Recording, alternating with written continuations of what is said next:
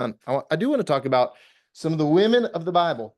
So today, I want to talk about Miriam, Hannah, and Deborah. I want to talk about the women who paved the way to Jesus. And then today, I want to talk about three good Hebrew women.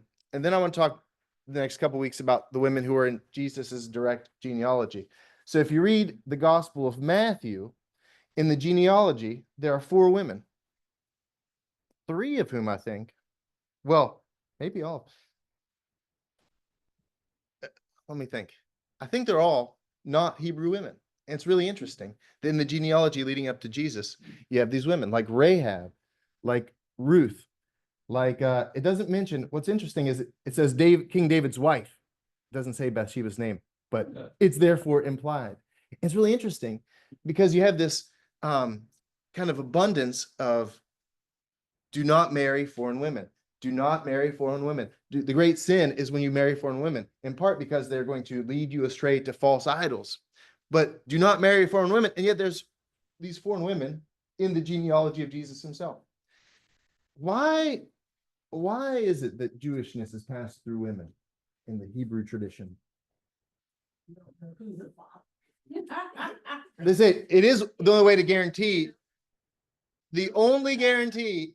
Yeah, that's in part, I think. There's like some debate among scholars about why it has to pass through women. Men inherit land, right? So the firstborn son is going to inherit the lion's share of his father's land, if not all the land. So land passes through men. And your Jewish roots pass through the mom. And when you have both, you have a perfect Jewish person where you have land and, the full identity of being Jewish. Today, we're just going to talk about Jewish women. And I wanted to first talk about Miriam. If I could just sit and translate Hebrew all day, I would.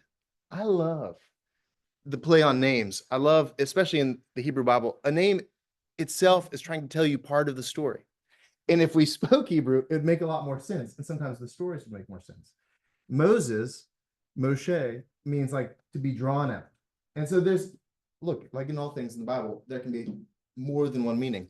So it means he's drawn out of the river. She says, I pulled you out of the river. As I've Moshe'd you out, like I've pulled you out, I've drawn you out from the reeds and rescued you and given you life. But Moses is also the one who's going to draw out his people from Egypt into the promised land. He's the one who's pulling and rescuing his people. Miriam is very similar. Her name means the rebellion, the rebel. There's a lot of wordplay in Hebrew that gets lost when we translate it into English. And I would encourage anybody to read more than one translation of the Bible or to change it up every once in a while. Like for a while, I was really into the New Living Translation. And then I switched it up a little bit. I was like, I want to come from a different perspective and hear different words and how they resonate. Jim, what's your favorite translation of the Bible? Come on, Jim. Okay, NIV. Lou, do you have a favorite version? The Message. Oh, you're way out there, Lou. The message is different. It's not a direct translation, but it's a paraphrasing. We're giving you the gist of it. Panda, do you have a favorite translation? The NASB, just from years of teaching ESF. For knowing it, yes. It's easier American English. What's the American Standard. New American Standard Bible? Anybody else have a different translation that you prefer? I do the wife application. Okay. Good on you. Whenever you can, if you're reading a story in the Old Testament, especially, just Google, what does this name mean? Like Josiah, the name Josiah means the bulwark of God, right? Which I like, the bulwark of God. Mm-hmm. Every name has a meaning and in part tells a story. Like King Josiah is going to be one of the best kings of Israel, and he is going to be like this bulwark of God. Any name that ends in IAH comes from the derivation of like Yahweh, like Aya. So anything IH, like Isaiah, Jeremiah, anything that ends with EL, like Daniel, Michael, that comes from the word El is like the proper name, God, capital G-O-D, God. So like Nathaniel means the gift of God. Miriam means rebellion. And we're going to talk a little bit about this. There is something the lone wolf fallacy. We talk about the heroes of the Old Testament, the heroes of our faith, and we think that they alone have done something great. We think of Moses. It's like Moses is a great divine leader when we watch Charlton Heston lead the people through the Red Sea. There is a newer Moses movie with Christian Bale. Has anybody seen it? Christian Bale as Moses. Yeah, back in the day when they made a big epic, the Ten Commandments, there were a lot less movies to watch. And so they put all their money into this one movie, and then everybody watched it for, the next 10 years. Well, you watch a movie like that, you see Christian Bale, you see Moses, and you think they are the center of the story. They are so righteous and powerful. But that's like a fallacy. There's no point in any story in the Old Testament where there's one person alone who's doing it all by themselves. Moses is a great prophet. God speaks to Moses face to face. But who are the people all around Moses that actually empower it to happen? Aaron is the spokesman. Aaron is the one, because Moses says, I don't have a voice. I'm like timid. I stutter, and I'm afraid to speak to Pharaoh directly. So it's his brother Aaron who's going to go and be the person speaking on his behalf. Does anybody remember his father-in-law's name? Jethro Tull. He is an amazing father-in-law. His father-in-law has several names in this story, but they just believe that he was called lots of different things. But Jethro is the one who tells him to go and appoint judges. He's like, Moses, you're killing yourself. You can't do it all by yourself. And so I'm going to surround you I need you to appoint judges so that you can be more faithful to God's word and you're not just consumed by it. And Miriam is this great prophet, his older sister, but also a prophet of Israel, which in itself is pretty interesting. The hero of the Bible is God. The hero of the Old Testament is God. And we have a bunch of broken and, fallible men and women who are being used by God, but the hero is God. Who rescues the people from Egypt and leads them into Israel? It's God. God hears the cry of the Israelites. God calls on Moses. God causes and then resolves the plagues. God leads the people out of Egypt. Moses gets used along the way, which is great. And if you find yourself in a place where God can use you to do great things, then may God be praised. But the story is about the triumph of God and not about Moses, ultimately. But he is the figurehead.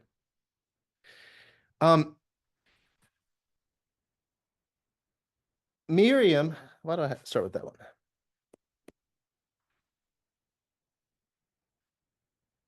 Miriam is the one who rescues Moses really at the beginning of life.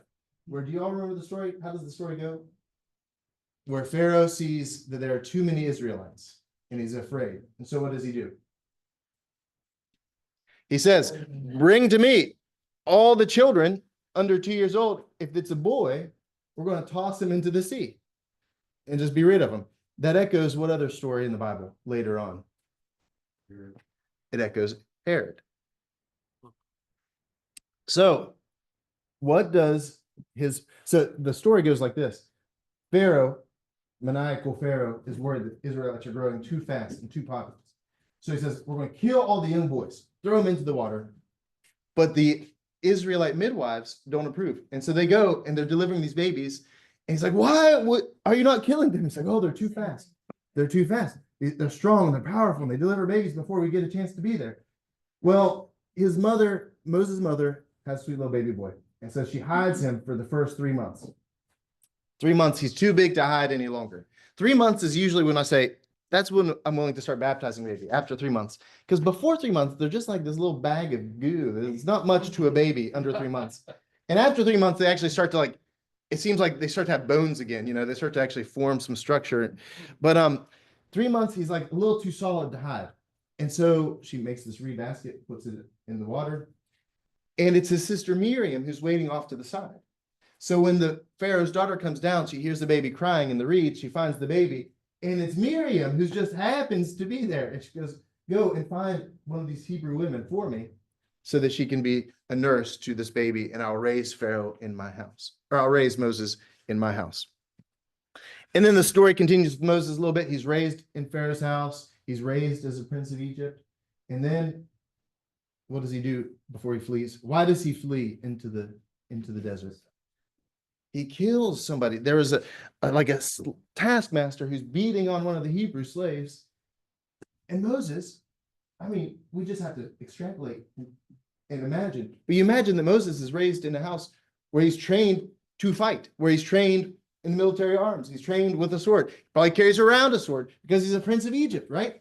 And so he sees somebody attacking his people and he lashes out and kills this man and then realizes what he does the next day. 2 Israelites are fighting. And they're, what are you going to do, Moses? Kill us next? It's like, oh, guys, why do you have to be so rude about it? Guys, like I was trying to do you solid. So Moses goes out into the desert for the next lifetime, for the next 40 years. He's out there, has children, finds a wife, and raises his family. And now he's nearing the end of his life. He's nearing the end where he's about 80 years old. It should be. Nice, gentle retirement. I lived a good life in the desert. When God calls him, God calls out from the burning bush, says, Moses, Moses, Moshe, Moshe, right? And that's where he gives his great line. What is your name? He says, Yahweh. I am, the great I am. The word I am in Hebrew, it's really beyond time. So it's really without tense. You know, you have past tense, future tense, present tense. It's really somewhat beyond time the way it's written. It's really I was and I am and I will be, which I like more because it echoes in Revelation where he says, I am the Alpha and I am the Omega. I was the beginning of all things and I will be at the end of all things. There's an eternity to God's own name, right? Yahweh. This is why Jewish folks, out of reverence for God, sometimes you'll see the word, if you're reading something written by a Jewish scholars, G/D, where they won't spell out God, but they wouldn't say Yahweh, they wouldn't say God, they would say Adonai, which just means the Lord, right? It's like, we're not even going to use the same word because like the name of God holds power and authority, but they escape. Carter, what happens in Egypt? Do you remember any of the plagues? Do you remember a single plague of Egypt? Brandon, your job is to teach Carter the 10 plagues of Egypt. Do you remember one of the plagues? Frogs, right? There's like cascading, building up of all the plagues in Egypt. And finally, Pharaoh's had enough. Finally, the night of Passover, where the firstborn sons of Egypt are all killed. And the Israelites, they gather up all the gold from all their neighbors and they take off into the night. And they cross through the Dead Sea on dry ground. When they get to the other side, the water comes back and it kills the horse and the rider. And this is the first time we see Miriam. It says, you know, almost immediately, the waters come back, all the chariots are swept away, all the army of Egypt that had been chasing and attacking the Israelites, they're gone. And then it says the first thing that Miriam does is she picks up her cymbal and she starts to dance and to sing. There's the song of the sea. Sing to the Lord, for he is highly exalted. Both horse and driver he has hurled into the sea. The Bible itself attributes this to Miriam. And then there's a longer song of Moses that starts the exact same way and continues. Some scholars believe that either, it's kind of confusing because it's the same beginning between Miriam's song and Moses' song. So maybe Miriam wrote the whole song and just the larger version is attributed to Moses. It's kind of hard to say. But it says that she was the one leading the women across the dry land. There's not much to work with in the scripture because it just says Miriam was leading the women across the Red Sea. And then she picks up her cymbal and sings the song and leads everyone in this great rejoicing, in this great song of praise. In Jewish tradition, Miriam was the prophet, while Moses was leading the men, Miriam was leading the women. It doesn't exactly say that, but you could read it that way. You could read scripture to say, and Miriam had this, if Moses was the figurehead of all of the Israelites, she was kind of the figurehead for the women. So Miriam steps out and begins this song. And there's something kind of revolutionary about this, that she has a place of great status. She leads worship, right? The song is itself prayer, is itself praise, it's itself, in some ways, liturgical, where God has done something big. So we're going to sing about it. She is the community leader. And she has her own status. She's going to be called a prophet several times. That Miriam is a prophet. That in religious worship, most of the leaders of worship are men. When we think later on about the priests of Israel, it's the men who do all the sacrificing. It's the men who are going to be the Sanhedrin. The Sanhedrin is like the council of elders that work and interface between the Israelites and Rome, Sanhedrin. And for most other Near Eastern religions, it's just men. And yet here we have someone who is a prophet, Miriam, who in her own right has her own status and commands something of the people. Kind of revolutionary that we have a woman doing big things.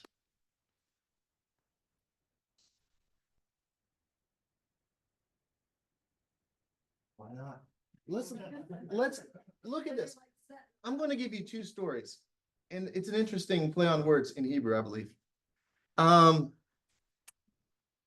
The other story we have about Miriam is the story where she sins against Moses. Miriam and Aaron began to talk against Moses because of this Cushite wife. For he had married a Cushite. Has the Lord spoken only through Moses? They asked. Hasn't he also spoken through us? And there's some interpretation of why are they mad that he married a Cushite? Why are they mad? Is it because she wasn't an Israelite?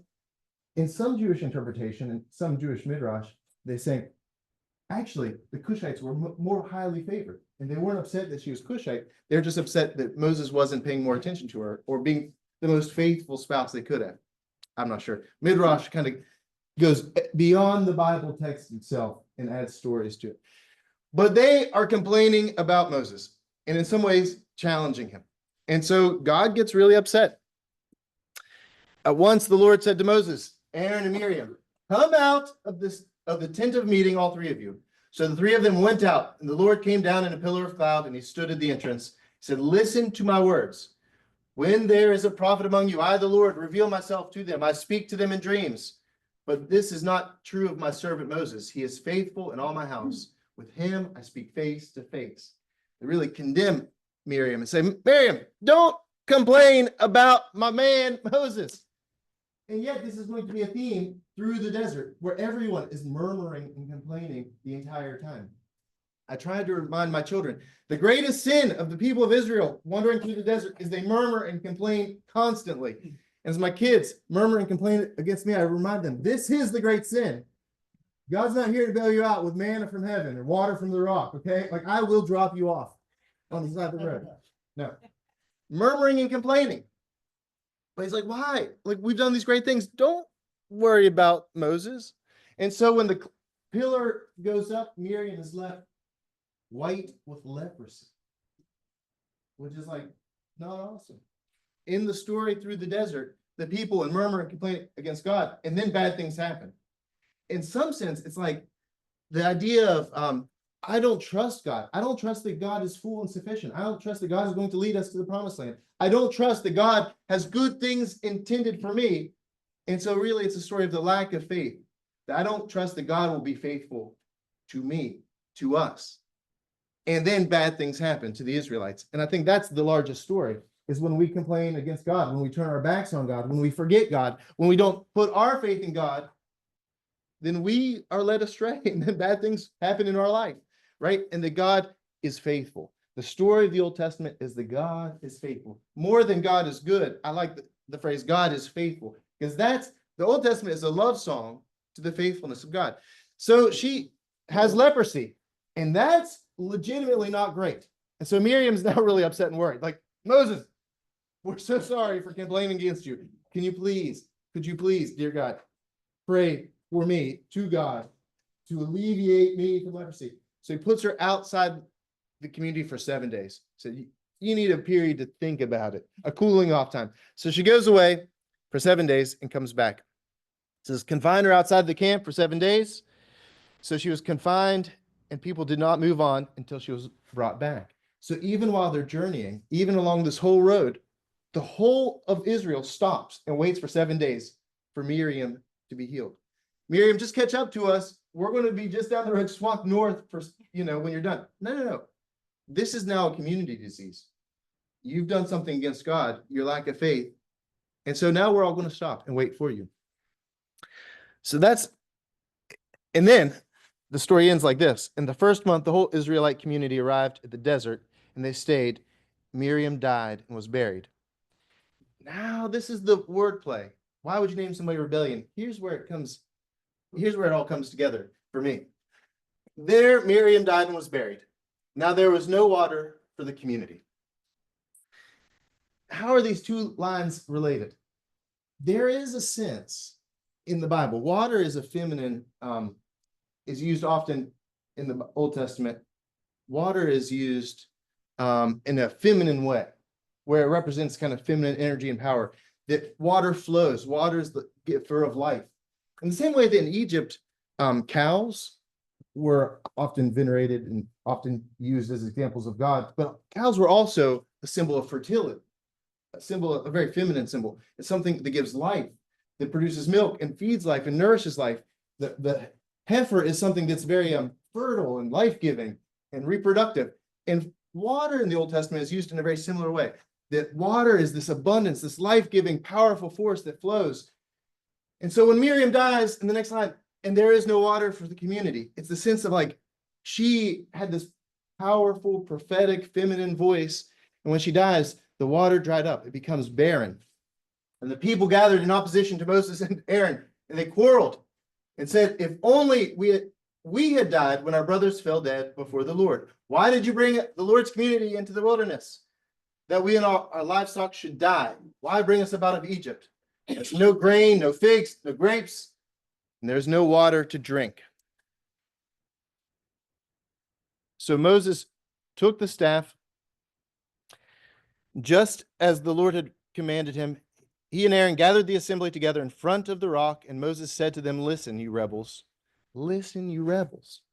And that's where there's a connection between Miriam in this story of Miriam's death and the barrenness and the lack of water and the people rebelling themselves against God. There's a certain wordplay and a certain poetry in Hebrew to the story, that when she died, they ran out of water and then they rebelled. And she herself is the rebellion, right? But it's also an opportunity for God to do great God things. That God says, okay, you need water? And I'm not just going to give you water. I'm going to give you a freaking river. I'm going to give you more water than you can handle. I'm going to like explode out of this rock, right? Then Moses raised his arm and struck the rock twice with his staff, and water gushed out in the community, and even their livestock drank. It's hard to say how many Israelites there were leaving Israel, but a lot. Some people have estimated, you try to get estimates like, oh, there have been 1 million people, or a smaller number, 100,000 people, but it was a lot. There were a lot of people, this whole community. And to be able to have enough water for everyone to drink, but also for all the cattle, for all the livestock, for all the animals, this is a river. This is not just a trickle of water to sustain us through the day. Like, this has to be an enormous amount. They would say, when the Roman armies would move around, or Alexander the Great, when he would take his armies, they could drink. The horses alone could drink and destroy a river. You would come with just 100,000 horses and drink it all. And the power of God, this is life-giving, more than anybody could even possibly imagine. This is God's faithfulness in action. But the Lord said to Moses and Aaron, because you did not trust in me enough to honor me as holy in the sight of the Israelites, you will not bring this community into the land I give them. And this is why Moses is not going to be the one who enters into the promised land. Where does Moses die? He climbs up the mountain and says, I can see it, right? And I shall not enter. And so who is the judge that leads the people into Israel, into Canaan? Who is it that will succeed? Say it. Jim, come on. I see you mouthing. Joshua. Joshua is going to take the mantle and lead. There's a poem from C.W. Naylor. It says, God's way is best. I will not murmur. I like this word murmur, because that's what the Israelites were doing the whole time. God's way is best. I will not murmur. Although the end I may not see. Where he leads, I'll meekly follow. God's way is best for me. I think it's this beautiful reminder to trust in God, that God is faithful to his people and God will lead his people. even if we don't understand God's timeline, even if we don't understand God's plan, even if we can't see through the eyes of God. But wouldn't that be crazy if we could? When people always, I know I've said this a dozen times, but people say, I can't understand a God who would, it's like, well, stop right there. If there is a God of all creation, if there's a God who made heaven and earth, if there's a God who like knit you together in your mother's womb, if there's a God of life itself, who is the end of all things and the beginning of all things, if there's a God beyond eternity, how could you even begin to understand the mind of God? So you say, I don't understand a God. It's like, yeah, of course you don't. You don't need to finish the sentence. You don't understand the mind of God. Jesus comes and gives us a lot more knowledge. Jesus comes and said, I'm coming to you from God to give you a more clear view of God's mind and God's intention and God's heart. And I'm coming to speak to you with the words of God directly. But it's still not the fullness. There's still a lot of questions that we can't possibly wrap our minds around. So, Miriam is the first great prophet of Israel. Do y'all have any thoughts or questions about Miriam? Miriam's interesting for us because while Moses is so highly celebrated, here alongside is this prophet, and she's not nearly as spoken about. So the first prophet, tell us.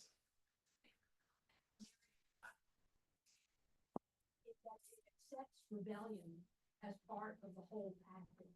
It doesn't say sit down and shut up. You know, it accepts that in God's great passage to offer all things, that rebellion is just one of the options. God gets really ill-pleased with the Israelites when they fuss and complain and their lack of trust in God. But God doesn't veil the people. Just because they turn their backs on God doesn't mean God's like running away. Now, sometimes there's negotiation between Moses and God of what the punishment should be, or should God depart from the people. But rebellion is not excluded. He said, you are still my people, and I'll still provide for you. Have free will. There has to be an option. And we can't. We don't have free will. I mean, it's just Exactly, Lou. That's exactly right. Next, I want to talk about Hannah. Hannah's interesting. You know what? Let's go to Deborah first.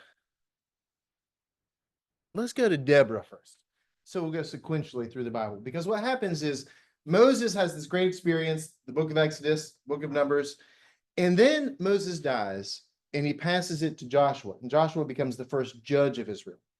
God's intention is not that there will ever be kings. God is so displeased that they have kings. When they come and ask Samuel to anoint a king, it breaks God's heart. It's like, I am the king. I am the king. I am in charge. You are my people.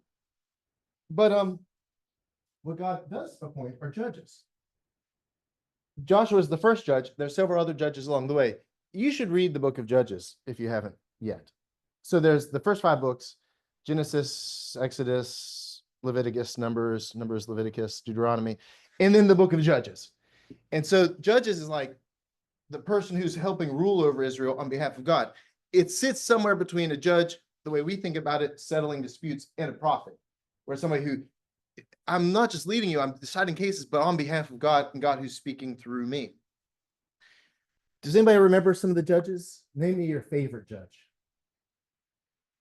Name me one judge. Samuel. Who else? Samson is a judge. Samson.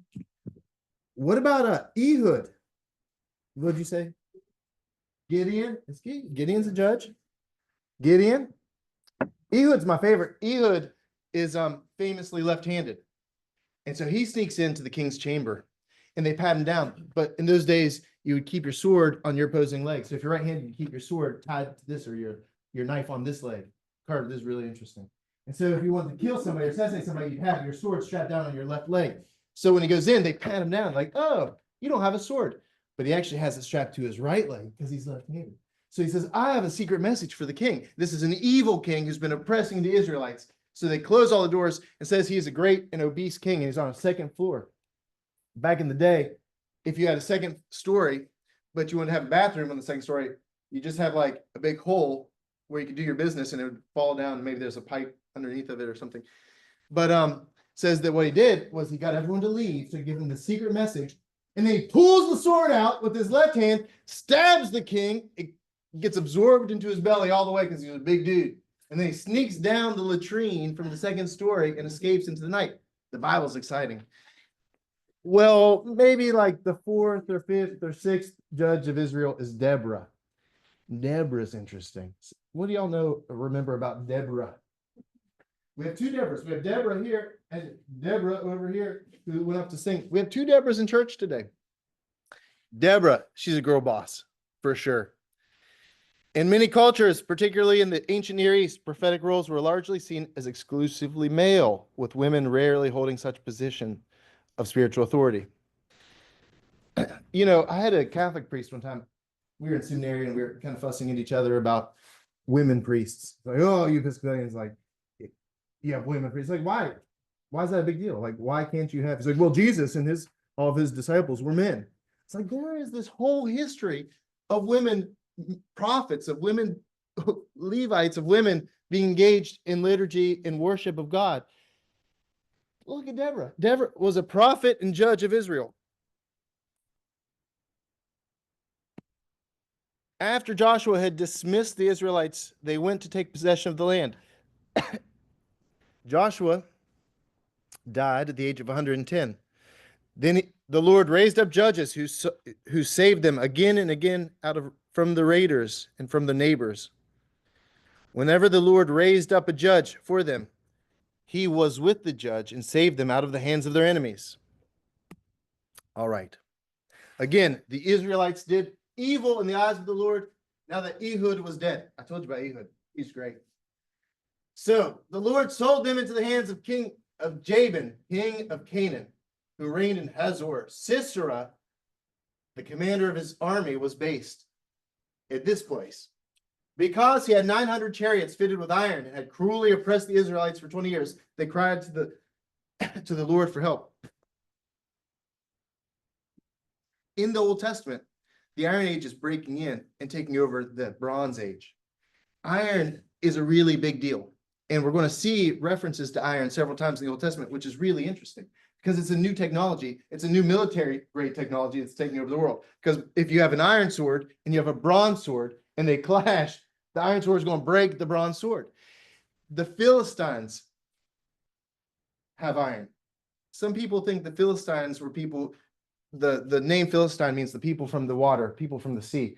And some of the ideas that they had come from wherever they had been living, maybe on some island, maybe from area around Greece, but they'd come because of some speculation about famine or pandemic, global pandemic, but they fled and somehow are bringing this new technology with them. But with the new technology, man, it's taking over the world. To create iron in the Middle East, they need resources from Egypt and from the north of Syria. They need it from the Middle East, from the Near East, from Europe. They're bringing resources from around the world to smelt iron and create these new tools and these new weapons. The Israelites don't have iron chariots. The Israelites don't have iron swords. As a matter of fact, when David is fleeing from Saul, King Saul, and Saul is like on a rampage, there's a lot of stories back and forth where Saul is trying to kill David. But at some point, it says there is only one iron sword in all of Israel, and it's in possession of the Philistines. So David goes and makes a deal with the Philistines, even though David and the Philistines are sworn enemies. And he gets the one iron sword to protect himself in case Saul comes and kills him.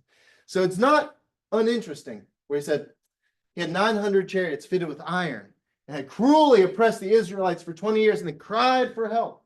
Sisera, my Italian grandmother's maiden name was Cicero.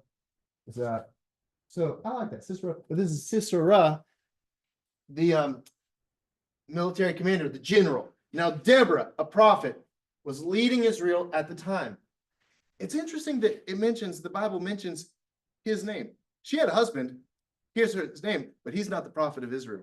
And he's not the main character. As a matter of fact, we never hear from that guy again. She just happens to be married, but the star of the show is the wife, Deborah. She's the prophet. She's the judge of Israel. And she held court under the palm of Deborah in the hill country of Ephraim. And the Israelites went up to her to have their disputes decided.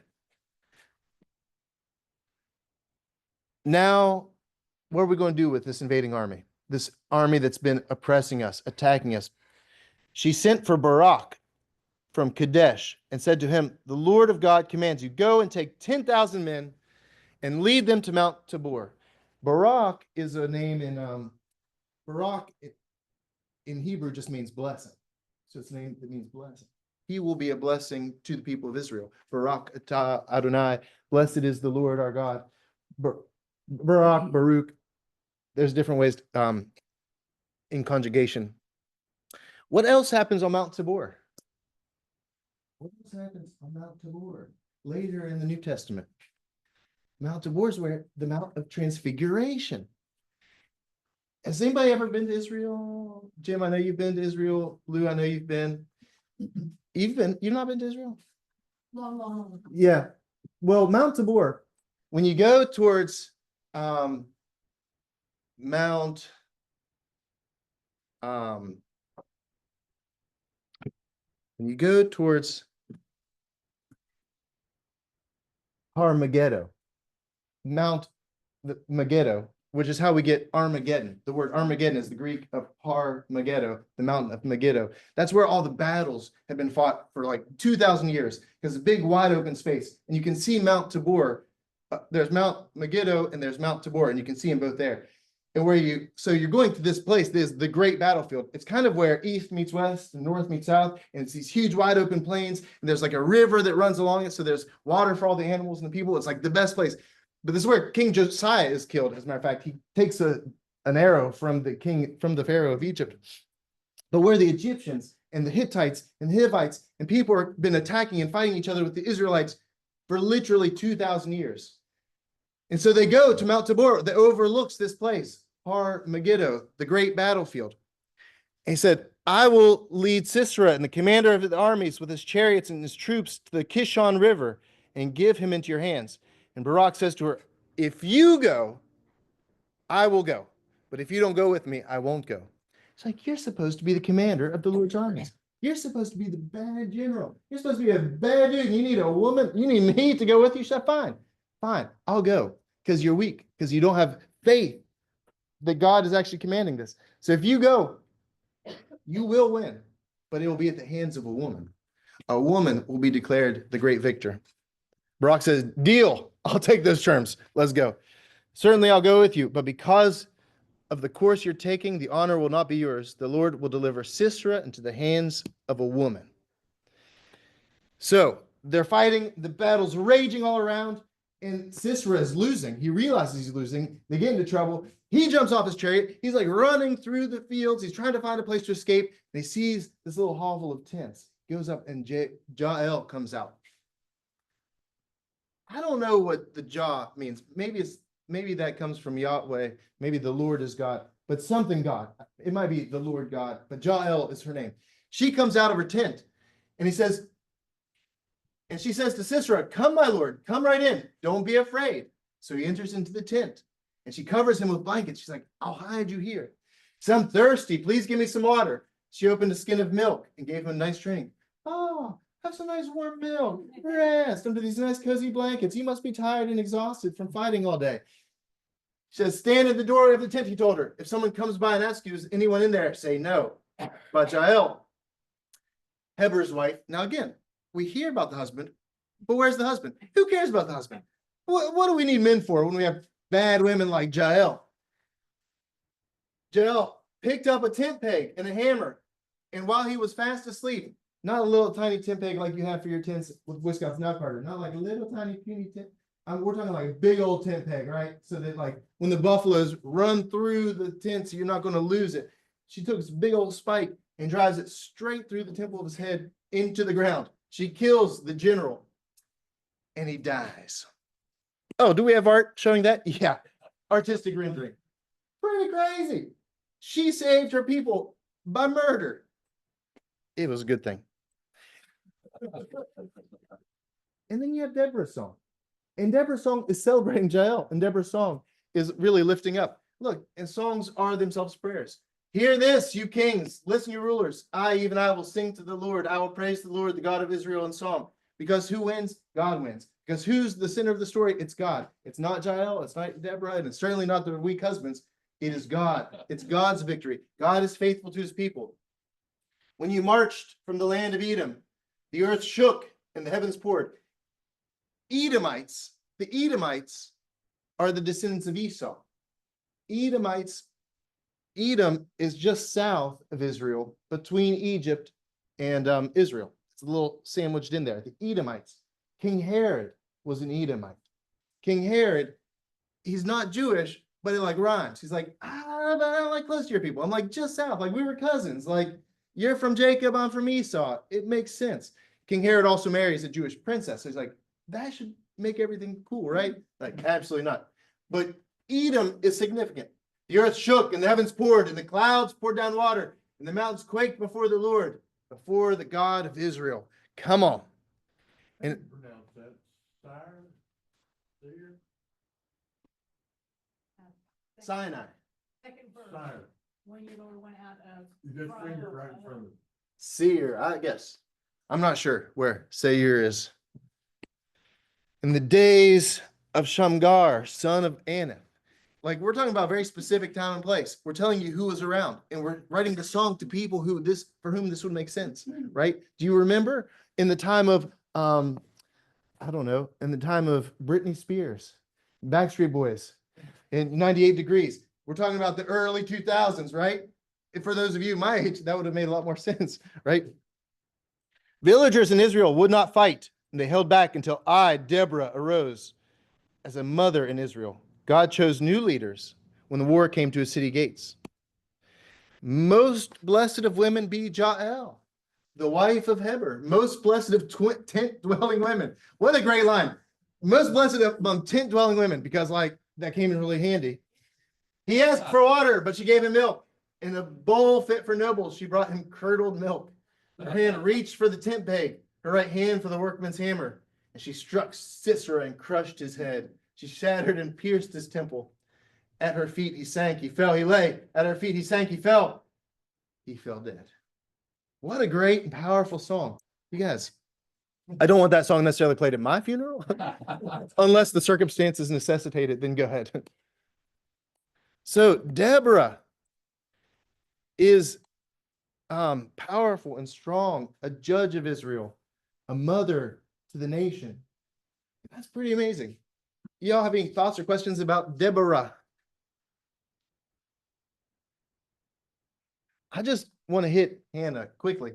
Last week, Susan preached about Hannah. Y'all remember a great sermon last week about Hannah?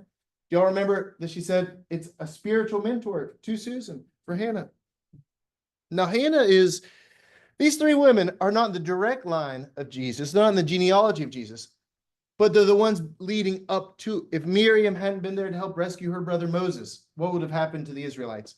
If Deborah hadn't been there to save her people as a judge of Israel, what would have happened to the Israelites? And Hannah, what would have happened if God hadn't called Hannah and she had this son Samuel, who anoints not one king, but anoints two kings, Saul and then David? Last week, well, let's say, not a normal story. There was a certain man, a Zophite from the hill country of Ephraim, whose name was Elkanah, son of Jerem. It spends all this time introducing the husband, Elkanah, and yet he has almost nothing to do with the story. In a way, it's kind of setting the tone, setting the place, saying, look, we know Elkanah, this guy, we remember him, right? And we're giving the bona fides of, this is a legit Jewish family.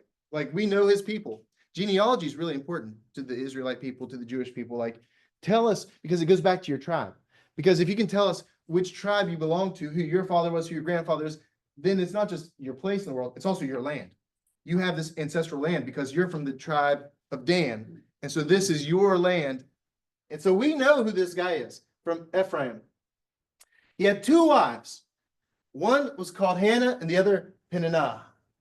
Peninnah had children, but Hannah had none. It implies that Hannah is the first wife, and that he takes the second wife because Hannah's not having children. That should rhyme with another biblical story of the Old Testament. Who's that called to mind? Abraham and Sarah and Hagar, right? Where Sarah can't have children. So she's like, well, what do? We're going to bring in someone else so that there can be children. But it's a burden on Sarah's heart, right? It actually, so much so that she sends, that Abraham sends Hagar out to the desert with her son. It also should remind us of Rachel and Leah. That Rachel and Leah have several children themselves, but then it becomes this competition of who can have more kids. So they start bringing in extra wives for Jacob. Let's say, here's, you know, another concubine. Here's my lady servant. I want you to have a baby with her. It's still part of the family, but it's not great. And there's jealousy and there's a lot of heartache with it. Susan, what did you say last week in your sermon about Hannah? To have children is to have position in society. It's to have status. It gives you, yeah, a sense of purpose, success, I mean, yeah. It's crucial for women to have that. In the Jewish worldview, the most important thing is to pass it on. God says, I've given you this land. Now you need to pass this land on to the next generation. And also the story of God. How is God's story going to be conveyed to the world? It's going to be through having children. That you need to produce more children so that the world can hear their prophetic voices telling them about the experience of God. Do y'all remember the Shakers, the Shaker movement? They're really famous around Pennsylvania. They all died out because they refused to have children. And so like that's the end of the Shaker movement. So you don't know any Shakers today. Well, to have children is the most important thing. And as a woman, this is your primary function, is to bear children. It's to have children so that we can pass down the line to the next generation.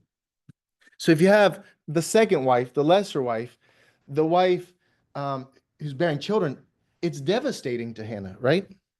It's mentioned, motherhood's mentioned 232 times in the Old Testament. It's passed through the mother. And bearing children is seen as a blessing. Not having children is a curse. It's like the thing that you want to do most. Children are also security. Who's going to provide for you when your husband dies? Who's going to provide for you? They're going to give you land. They're going to give you protection. This is your Medicare, your Social Security. You don't have any wealth on your own. Having children, they're the ones who are going to be taking care of you. This is why the widows and the orphans come up so many times in the book of Deuteronomy. So don't forget the widows. Don't forget the people on the edge of society who need your protection, who need your care, and who need your support. And it's dignity. To be a mother is to be someone. That I am a mother, you know, I have dignity. I have respect. I have purpose. And the God is giver of life. God is always the hero. God is the giver of life. God is the purveyor of life. And so when you can't have a child, the question is, have I sinned against God? What have I done to earn God's displeasure? And why won't God do it? This is what God does. God is the giver of life. It's not a man and a woman. It's God's own self. And I'll tell you this, you know, I counsel lots of young married folks where the longer I've been married, the longer I've been a priest, the more I realize life is a gift and life is precious and life is not easy. And people get married and say, it's all going to be perfect. And we're going to have like 4 babies and we're going to have this perfect life. It's like, well, it's going to be a lot harder than that. And having a baby isn't always easy. It can be a lot harder, a lot more challenging than you expect. And I think it is the thing that we should be really reverential over, respectful of, and grateful that God is the giver of life. To Hannah, this is her husband, Elkanah. He gives a double portion when they go up to offer sacrifice. He gives Hannah a double portion, showing like, you are my favorite wife. But her heart is still broken. She's still upset because God had closed her womb. Because the Lord had closed Hannah's womb, her rival kept provoking her in order to irritate her. And this went on year after year. But when Hannah went up to the house of the Lord, her rival provoked her until she wept and would not eat. At one point, her husband comes up and says, Elkanah says, aren't I better than 10 sons to you? Like, why are you so upset? I love you, my sweet wife. Just eat food. Be good. I love you more than all these children possibly could. And Hannah's like, not sufficient. I appreciate that. Nice sentiment, but like, it's not sufficient. And so she sings. She sings a song to God. She prays. Song is prayer. Prayer is song. We see this example of her song because what happens? She goes, I get too far ahead of myself. She goes to the temple and prays. And she cries. And she's praying out loud to God. She's not making a sound, moving her lips. And so the high priest comes and says, what is going on? why are you drunk? It's like, I'm sick and tired of all you ladies getting drunk first thing in the morning and coming to the temple. She's like, sir, I'm not drunk. You know, what I like about this is it kind of echoes the book of Acts. In the book of Acts, where these men are speaking in tongues and they're like, and everybody's murmuring against them. Like, surely these men are drunk. It's like, no, we're not drunk. It's only 8 o'clock in the morning. It's like 9 o'clock in the morning. Like, we would be drunk if it was maybe 5 o'clock in the afternoon. We're not yet. It's like, and why would we come to why would we come here drunk? No, she's praying to God. She's pouring out her heart. And the priest says, you will, like, as a prophet, I'm saying, you will have a child next year. Come and dedicate the child to me. She finds herself in the family way. And it's because of great celebration. It's like all of her prayers, all of her hopes, all of her dreams are fulfilled. And she goes and offers the boy Samuel to God. Samuel means, in Hebrew, it just means Sam. Sham is to hear, and God. It's like, God has heard my prayer. God has heard my cry. God has heard me and responded. And so it's a thing of greatness. She goes and dedicates her son to the Lord and says, I will give him over to be raised.